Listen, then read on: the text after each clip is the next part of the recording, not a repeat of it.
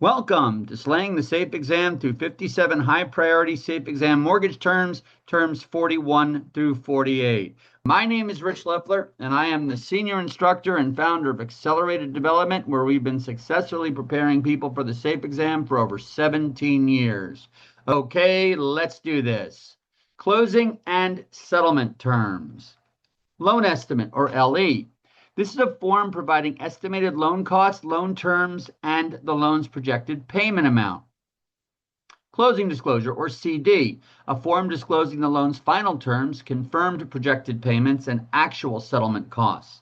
Now, when studying the loan estimate and closing disclosure, it is not necessary to memorize from which section each term or cost belongs, but you should know what each of the terms referenced on those documents means.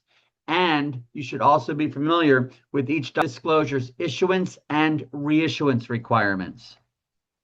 Closing or settlement costs are the costs associated with obtaining and settling on a mortgage loan. Prepaid items or prepaids. This is money that the borrower pays at settlement to satisfy interim interest owed, as well as to fund the escrow account in anticipation of upcoming disbursements for homeowners insurance and or real estate taxes. Interim interest is interest that the borrower brings to settlement to cover interest owed from the day on which that loan funds to the end of the month in which it closes. For example, let's say a loan closes on May 15th. The first payment is not due on June 1st. The first payment is always due the month after the loan closes. So in a May 15th closing would cause the first payment due date to be July 1st. Since mortgage interest accrues in arrears, that July payment would cover interest owed from June 1st through June 30th. But remember, in this example, the borrower closed on and let's say funded on May 15th.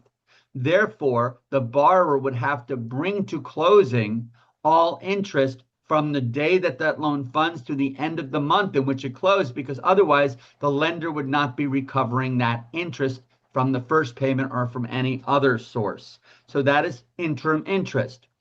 Escrow prepaids for things such as homeowners insurance and or real estate taxes are collected at settlement as well, because even though every mortgage payment provides 1/12 of the anticipated annual disbursements for those things, if a loan closes, for example, within a few months of one of those things being due, by the time that that item becomes due, there have not been enough mortgage payments collected to fund that item at the amount it's anticipated at being.